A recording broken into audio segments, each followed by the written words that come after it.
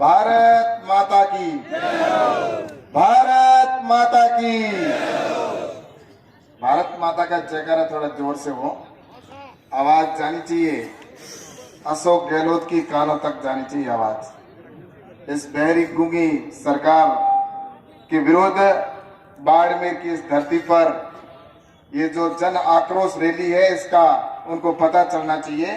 तो जोरदार दोनों मुट्ठी भींचकर भारत माता की, भारत माता की।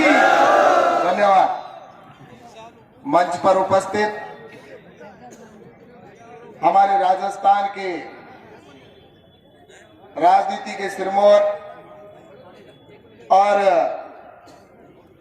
हमारे राजस्थान के विधानसभा के अंदर हमारे प्रतिपक्ष के उपनेता और हमारे वरिष्ठ आदरणीय श्री राजेंद्र सिंह जी राठौड़ साहब और हमारे मध्य उपस्थित राज्यसभा में सांसद और मेरे बड़े भाई आदरणीय श्री राजेंद्र जी गहलोत साहब और विधानसभा में मेरे साथी रहे ऐसे हमारे अमीर सिंह जी भायल, वर्तमान में विधायक सिवाना, और हमारे किसानों के नेता और कई बार विधायक रहे और राजस्थान में कई बार मंत्री रहे ऐसे हमारे वरिष्ठ नेता माननीय अमराराम जी चौधरी साहब, और हमारे मध्य ही उपस्थित हमारे जिले के अध्यक्ष माननीय आदूराम जी मेघवाल साहब और हमारे बालोतरा जिला के अध्यक्ष महेश्वरी चौहान जी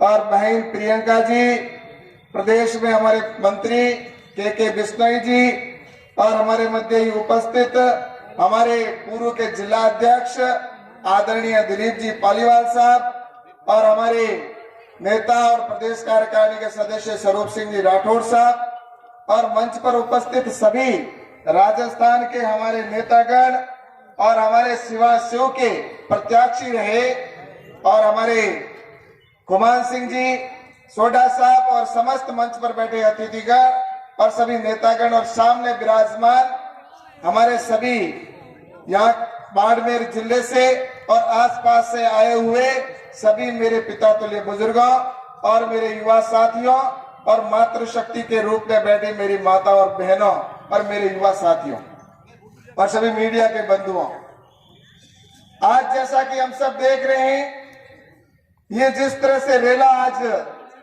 ये दर्शाता है कि राजस्थान के इस कांग्रेस की सरकार की उल्टी गिनती अब शुरू हो चुकी है। क्योंकि ये सिर्फ बाड़मेर में ही नहीं, आज पिछले कई दिनों से मैं देख रहा हूं कि राजस्थान के प्रत्येक जिले के अंदर आज ये जिस तरह से आक्रोश जो जनता का है वो देखने को मिल रहा है। और जिस तरह से एक तरफ हम देख रहे हैं, जैसा कि मेरे पूर्व वक्ताओं ने बात की कि राजस्थान के किस तरह से हालत बदतर से बदतर होते जा रहे हैं, यहाँ पर कोई किसी की सुनने वाला नहीं है। जनता राम भरोसे है, जनता अपने हाल पर है और जो नेता है वो सिर्फ अपनी जेबों को भरने में लगे हुए हैं, उनको सिर्फ अपनी सरकार बचाना है, इसके अतिरिक्त उनको कोई मतलब नहीं है।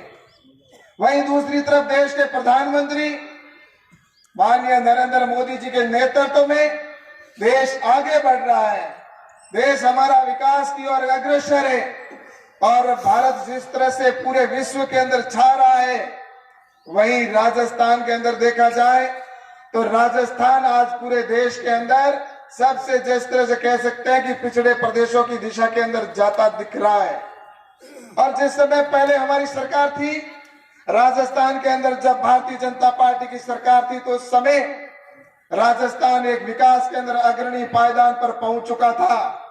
लेकिन आज मैं देखता हूं, गांवों के अंदर जाता हूं तो, और आप सभी गांवों के अंदर रहने वाले लोग हैं, गांवों के अंदर सड़कों की ये हालत है, जहां अटल बिहारी जी वाजपेयी जी ने गांवों के अंदर सड़कें बनाने का काम किया, गांवों को सड़कों से जोड़ने का काम किया था, लेकिन अशोक जी गहलोत की सरकार आपने देखा होगा कि आज गांवों के अंदर सड़कों की इस तरह से हालात है कि हमें ये पता नहीं चलता कि गड्ढा है या सड़क में गड्ढा या गड्ढे में सड़क है, इस तरह की हालात बने हुए हैं।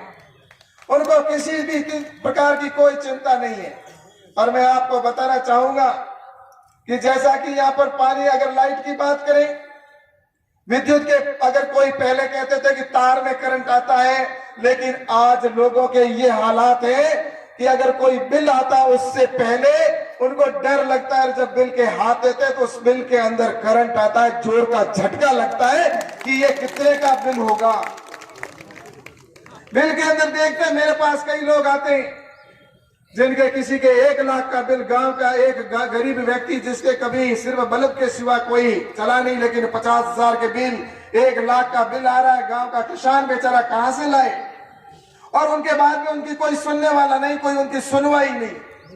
और मैं बताना चाहता हूं, कुछ तो ऐसे लोग भी मेरे पास आए जिनके घर पर बल्ब का लाइट का कनेक्शन ही नहीं, लेकिन उनके घर पर 10-10 हजार और 20-20 हजार के बिल आ रहे हैं और उनको थमा रहे हैं और कहते हैं कि तुम्हें पैसा देना पड़ेगा, नहीं दिया तो तुम्हारी दूसरी सुविधाएं बंद कर दी जाएगी।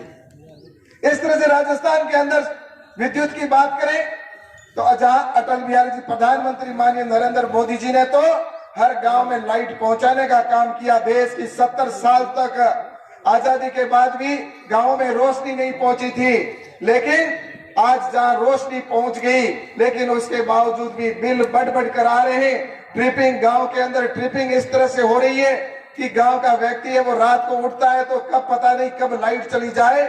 इस तरह से दिन में जो वादा किया था कि हम 24 घंटे लाइट देंगे, लेकिन 24 घंटा तो दूर, कभी कभी तो ऐसी स्थिति है कि 2 घंटे भी दिन में लाइट नसीब नहीं होती। ये है राजस्थान की सरकार की असलियत, पूरी जनता अच्छी तरह से जानती है। किसानों से वादा करने वाले लोग, राहुल गांधी आए थे यहां पर, आकर कह के गए थे 10 तक की गिनती, पहले सभी वक्ताओं ने कहा कि 10 दिन के अंदर सभी किसानों का संपूर्ण कर्जा माफ कर दिया जाएगा। राजस्थान का कोई किसान कर्जदार नहीं होगा, सभी का कर्जा मुक्त कर दिया जाएगा। कोई इस बहाने के, इस झांसे के अंदर आकर राजस्थान की जनता ने उनको वोट देकर सत्ता की अंदर कुर्सी पर वहां पर बिठाने का काम किया, लेकिन सत्ता में आने के बाद उस किसान को वो भूल गए, जिस किसान ने उनको उस कुर्सी पर बिठाया और उन्होंने जो वादा किया था वो वादा पूरा नहीं किया। किसी भी एक भी किसान का संपूर्ण कर्जा माफ हुआ तो मुझे हाथ खड़े करके बता दो कि हमारा हुआ, किसी का भी कर्जा माफ नहीं हुआ। इस तरह से राजस्थान के अंदर देखा जाए तो बाड़मेर की भी यही स्थिति है।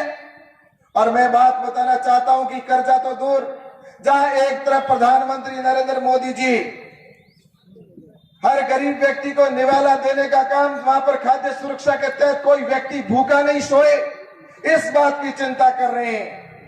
वहीं पर दूसरी तरफ एमएसपी को बढ़ाने का काम कर रहे हैं प्रधानमंत्री माननीय नरेंद्र मोदी जी। किसानों को उसकी उचित मूल्य, उसका उनको इनकम, उनका नफा, उसका लाभ मिले। लेकिन दूसरी तरफ आपको बताना चाहता हूं कि हमारे राजस्थान की प्रमुख क्रॉप, जो हमारी सबसे महत्वपूर्ण फसल है बाजरा, इस बाजरा के अंदर जहां पर देखना चाहिए कि राज्य का विषय है, और राज्य से कई बार इस बात के लिए भारतीय जनता पार्टी ने प्रदर्शन करके भी कहा, भारतीय जनता पार्टी ने कहा प्रदर्शन करके जिला मुख्यालय पे कि हमारे किसानों की बाजरे की खरीद के लिए भारत सरकार को पत्र लिखे, लेकिन उन्होंने जो हमारी मुख्य क्रॉप है उसका आज दिन तक कोई पत्र भी नहीं लिखा उन्होंने कि राजस्थान के बाजरे को खरीद करनी चाहिए। राजस्थान के बाजरे को खरीदने के लिए, क्योंकि आज जो बाजरा है वो बाजरा किसान मजबूर होना पड़ता है। अगर वही पीडीएस के अंदर देना शुरू कर दे और राजस्थान के अंदर यहाँ पर अगर किसानों की एमएसपी के ऊपर बाजरे की खरीद प्रारंभ हो जाए तो वही बाजरा 2250 के अंदर किसान को सरकार खरीदने के लिए भारत सरकार तैयार खड़ी है। लेकिन ये राजस्थान के लोग, राजस्थान की जो सरकार है, राजस्थान की सरकार अशोक गहलोत नहीं चाहते कि किसानों का उनको हक मिले। ये किसानों के नाम पर राजनीति की इन्होंने 60 साल तक, और आज भी किसान को गुमराह करने का काम कर रहे हैं। इन्होंने 60 साल सिर्फ राजनीति की, किसानों के हक का कोई ऐसा महत्वपूर्ण निर्णय नहीं लिया। ये तो भला हो अटल बिहारी जी वाजपेयी जी का कि उन्होंने किसानों के लिए केसीसी प्रारंभ की, किसानों के लिए फसल बीमा नीति योजना लागू की, गांव गांव तक सड़क बनाने का काम किया। लेकिन अशोक गहलोत जी आज जिस तरह से देख रहे हैं, इस तरह से जिस तरह से प्रदेश के अंदर आलम बना हुआ भ्रष्टाचार का क्या आलम है, मैं देख कह सकता हूं यहाँ के विधायक, चाहे कोई भी विधायक हो, सब लूटने में लगे हुए हैं। क्योंकि आज ये सरकार जो है बैसाखी के ऊपर खड़ी है।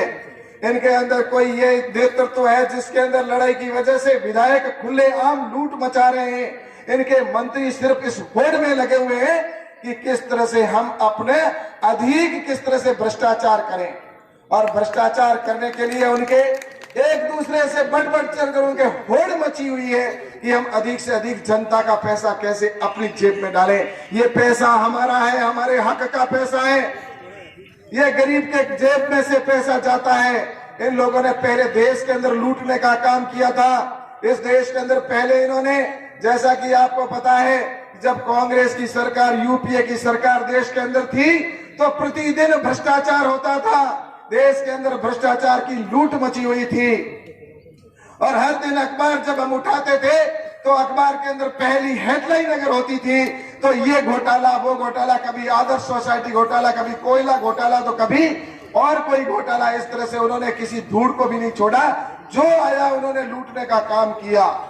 और जिस तरह से इस देश के अंदर उन्होंने शासन किया, पहले तो इस देश के अंदर आए, उन्होंने इस देश को मुगलों ने लूटा और उसके बाद में आए अंग्रेज, उन अंग्रेजों ने लूटने का काम किया और उसके बाद में काले अंग्रेजों के रूप में इन भूखे भेड़ियों ने इस देश के अंदर 60 साल तक लूटने का काम किया। लुटेरों ने इस देश को लूटा। ये मेहनत का पैसा किसका था? ये हमारी गाड़ी कमाई का पैसा जो हम टैक्स के रूप में देते हैं। ऐसी लूट अब हिंदुस्तान की उस बड़ी संसद में, बड़ी पंचायत में उनको अवसर नहीं मिला। नरेंद्र मोदी जी जैसा नेतृत्व मिला। आज भ्रष्टाचार के अंदर एक भी मंत्री के ऊपर कोई आरोप नहीं लगा सकता, लेकिन राजस्थान में उनको पूरी छूट मिली हुई है कि जितना लूट सको उतना लूटो। अब उल्टी गिनती उनकी शुरू हो चुकी है। आज मैं कहना चाहता हूं, जिस तरह से देख लीजिए आप, इस तरह से आज दिन दहाड़े आपराधिक घटनाएं हो रही है। हमारी बहन बेटियां सुरक्षित नहीं है, हमारी बहन बेटियां सुरक्षित नहीं। हमारा युवा साथी कोई अगर रोजगार के लिए जाता है तो रोजगार के लिए वो वहां पर उसको काम करने के लिए उसको काम करने नहीं दिया जाता। इस तरह से यहाँ पर आतंक जैसा माहौल बना हुआ है। यहाँ पर आतंक जिस तरह से होता है, इस तरह से बस यहाँ पर तो इस तरह से रिफाइनरी हो, चाहे केन हो या बाड़मेर के अंदर, तो बस उनके तो ठेकेदार जो एमएलए बन गए और बस अपनी जेब में आए। युवाओं को रोजगार देना नहीं, युवा बेरोजगारी की तरफ दिशा में जा रहा है। उनको बेरोजगारी का उन्होंने वादा किया था और उन्होंने कहा था कि हम सरकार में आएंगे तो युवाओं को 3500 रुपए बेरोजगारी भत्ता देंगे। कहा था कि नहीं कहा था? और मेरे युवा साथियों ने मन में सोचा कि अगर 3500 रुपए देंगे तो आराम से जेब में डाल के और जाएंगे और घूमेंगे, लेकिन तेल भराकर गाड़ी के अंदर जाएंगे, लेकिन उनके मन की मन में रह गई। और 3500 का वादा करने वाले लोग आज 1 रुपया भी किसी युवाओं को बेरोजगारी भत्ता नहीं देते। ये सरकार झूठे वादे करके आई और यहाँ पर आज देख लीजिए जिस तरह से दिन दहाड़े आपराधिक घटनाएं हो रही है। आज आपने देखा हमारे यहाँ पर राजस्थान के अंदर कहाँ का अपराध घटनाएं होती जा रही है। एक अपराध का रिकॉर्ड है और राजस्थान महिला अपराध के अंदर तो 1 नंबर पर है। सबसे बड़ी शर्म की बात है कि राजस्थान की सरकार जो बात करती है महिलाओं की और किसानों की और गरीब की, लेकिन उन्होंने आज हमारी बहनें भी सुरक्षित नहीं है। और मैं आपको कहना चाहता हूं, यहाँ पर जो प्रशासन है, अगर पुलिस के भी कर्मी हैं तो उनके हो चाहे प्रशासन के, इस तरह से उन्होंने हाथ बांध के रखे हैं और उनके ऊपर इस तरह से नकेल कस रखी है कि एक एक व्यक्ति के ऊपर उनके एक एक कार्यकर्ता उन्होंने छोड़ रखा है कि कोई अगर टीचर भी वहां पर उसकी उप तक नहीं कर सकता कि किसी कोई खिलाफ ना बोल जाए। ये हालात इस बाड़मेर में हमने पैदा कर दी है। या चाहे ग्राम सेवक हो, चाहे पटवारी हो, चाहे कोई भी अगर पुलिस का कर्मी हो, चाहे कोई भी हो, उनको इस तरह से बांध के रखा है, इतना दबा के रखा है कि डरे हुए जिस तरह से सरकार है वो वहां पर अशोक जी गहलोत और उनके कार्यकर्ता चला रहे हैं। यहाँ का प्रशासन जैसे कोई चला ही नहीं रहा। ये हालात यहाँ पर पैदा हो चुके हैं बाड़मेर में। अगर मैं गलत कह रहा हूं तो आप बता दीजिए। इतने बड़ी संख्या में हाथ खड़े कर, अगर मैं सच कह रहा हूं तो मेरा विश्वास दिलाएगी ये राजस्थान में ये हालात, बाड़मेर में और राजस्थान में ये हालात है। इस तरह से यहाँ पर इन्होंने लूट मचा रखी है इनके कार्यकर्ता और सब जैसे एक तरह से, लेकिन प्रशासन चाहता है कि सही करे। लेकिन उनको करने का आजादी नहीं है, उनको स्वतंत्रता नहीं है। इस तरह से इस प्रदेश के अंदर आज आपराधिक घटनाएं हो रही है। यहाँ पर दिन दहाड़े आपने देखा होगा किस तरह से एनकाउंटर हुए यहाँ पर, और उसके बाद में पुलिस का एनकाउंटर होना, जिस तरह से कह सकते हैं कि खुलेआम सारा वीडियो उनको देखा किस तरह से उसका एनकाउंटर हुआ, बड़े प्लानिंग के साथ में कैसे हो गया एनकाउंटर। यहाँ पर हमारे युवा साथी के साथ में कभी भी कोई घटना हो सकती है। अभी 3 दिन पहले आपने देखा होगा कि आरटीआई कार्यकर्ता के साथ में किस तरह से मारपीट की गई, उसके साथ में किस तरह से उसको मारा गया। कोई डर है ना कोई भय है, और पूरा प्लानिंग पहले से करके जिस तरह से किया जाता है, शर्म करनी चाहिए राजस्थान की सरकार को। अशोक जी गहलोत को इस विश्वास के ऊपर राजस्थान की सरकार जनता ने विश्वास नहीं दिया था कि यहाँ का कोई मालिक नहीं होगा या यहाँ का कोई प्रतिनिधि, कोई भी व्यक्ति जिसकी सेवा करने का विश्वास दिया था उसके कोई सुनने वाला नहीं होगा।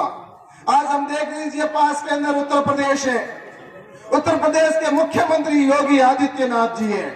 उत्तर प्रदेश जो एक समय कहते थे कि बीमारू या पिछड़ा हुआ प्रदेश था, आज उत्तर प्रदेश लगातार आगे बढ़ रहा है विकास की दृष्टि से हो, चाहे अपराध के अंदर इतना भय अपराधियों के अंदर कि कोई अपराधी यहाँ वहां पर खड़ा होकर उप नहीं कर सकता, लेकिन यहाँ की सरकार उनके साथ मिलकर अपराध भी करवाती है। और जो भ्रष्टाचार करके और भ्रष्टाचार में लिप्त है, ऐसी सरकार को और ऐसे अपराध में लिप्त सरकार को हमें उखाड़ फेंकने का संकल्प लेकर आज यहाँ से जाना है।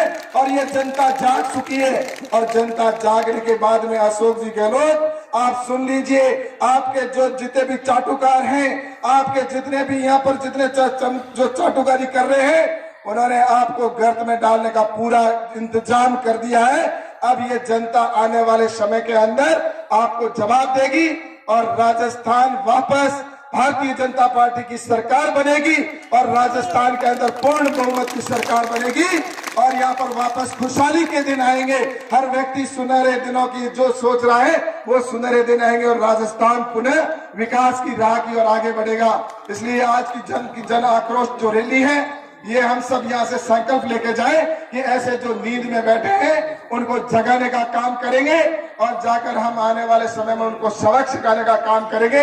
ऐसी बात करते हुए आप सबको मैं बहुत बहुत धन्यवाद देते हुए अपनी बात को समाप्त करता हूँ। बहुत बहुत धन्यवाद। जय हिंद, जय भारत। बोलो भारत माता की। कांग्रेस तेरी तानाशाही, अशोक गहलोत तेरी तानाशाही, अशोक तेरी तानाशाही। धन्यवाद।